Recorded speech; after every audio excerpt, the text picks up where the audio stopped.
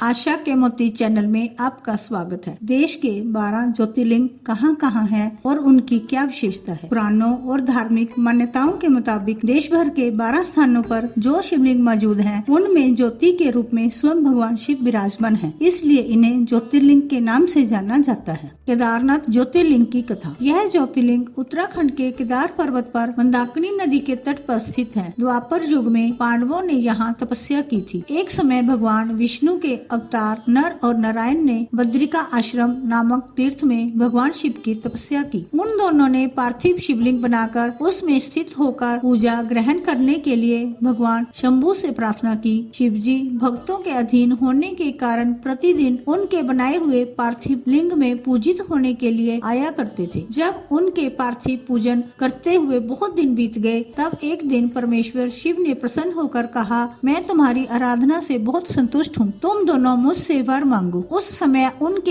ऐसा कहने पर नर और नारायण ने लोकहित की कामना से कहा, देवेश्वर, यदि आप प्रसन्न हैं और हमें वर देना चाहते हैं तो अपने स्वरूप से पूजा करने के लिए यहीं स्थित हो जाइए। उन दोनों के इस प्रकार अनुरोध करने पर कल्याणकारी महेश्वर हिमालय के उस केदार तीर्थ में स्वयं ज्योतिर्लिंग के रूप में स्थित हो गए। संपूर्ण दुख और भय का नाश करने वाले शंभु लोगों का उपकार करने और भक्तों को दर्शन देने के लिए स्वयं केदारेश्वर के नाम से प्रसिद्ध होकर वहां रहते हैं। वे दर्शन और पूजन करने वाले भक्तों को सदा अभीष्ट वस्तु प्रदान करते हैं। नर और नारायण के तथा केदारेश्वर शिव के रूप का दर्शन करके मनुष्य मोक्ष का भागी बनता है। केदार तीर्थ में पहुंचकर वहां प्रेम पूर्वक केदारेश्वर की पूजा करके वहां का जल पी लेने के बाद मनुष्य का पूर्ण जन्म नहीं होता। जय भोले बाबा की।